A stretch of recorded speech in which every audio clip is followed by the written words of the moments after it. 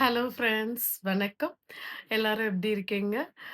எப்படி வாழ்க்கையுடைய துவக்கம் அப்படின்றத நமக்கு எந்த நாள் நடந்தது அப்படின்றது தெரியாதோ, அதே போல வாழ்க்கையினுடைய முடிவும் எந்த நாள் அப்படின்றது நம்ம யாருக்குமே தெரியாது.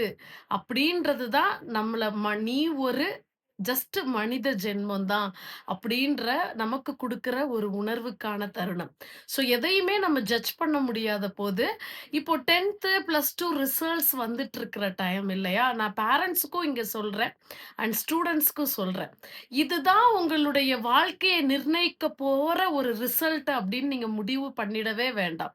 அது பேரண்ட்ஸா இருந்தாலும் தன்னுடைய குழந்தை இன்னைக்கு பிளஸ் டூல என்ன மார்க் எடுத்திருக்கான், 10த்ல என்ன மார்க் எடுத்திருக்கான், அதை பொறுத்து தான் அவனுடைய வாழ்க்கையே முடிவு பண்ணப்படுகிறது அப்படின்றது கிடையாது. அதுவுமே உங்க கையில கிடையாது. ஸோ வாழ்க்கையினுடைய துவக்கம் எங்க ஆரம்பிக்குது பிள்ளைகளுக்கு அப்படின்னு வச்சுக்கிட்டோம்னா, பேரண்ட்ஸுக்கு அப்புறம் பேரண்ட்ஸனுடைய நிழல்லேருந்து அவங்க வெளியில போயிட்டு அந்த வாழ்க்கைய படிக்க போறதுக்கான ஒரு துவக்க நிலை தான் அந்த +2 அப்படின்ற லெவல்ல முடிச்சு, அவங்க அடுத்த ஹையர் எஜுகேஷன் போறதுக்காக தான், அந்த என்ட்ரி லெவல்க்காக தான் அந்த மார்க்ஸ் தேவைப்படுது.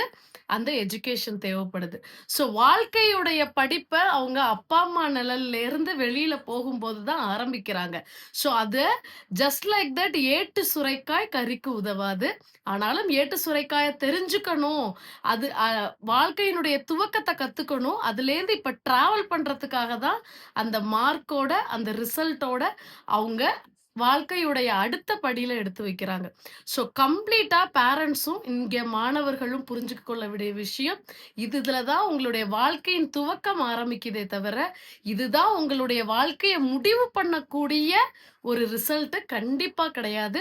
இது தாண்டி நீங்க டிராவல் பண்ணி உங்க வாழ்க்கைய நீங்க எப்படிலாம் கொண்டு போறீங்களோ, எவ்வளவு செல்ஃப் கான்ஃபிடன்ஸோட, எவ்வளோ ஒரு பிளானோட உங்களுடைய ஒவ்வொரு அடுத்த படியும், அதுல எத்தன தோல்விகள் இருந்தாலும் அதனுடைய சக்சஸ் படிய ஒவ்வொரு தடவையும் எக்ஸ்பீரியன்ஸ் பண்ணி, நீங்க ஒவ்வொரு தடவையும் அடையும்போது தான், உங்களுடைய வாழ்க்கையினுடைய தொடர்ச்சியான வெற்றி அப்படின்றது இருக்கு.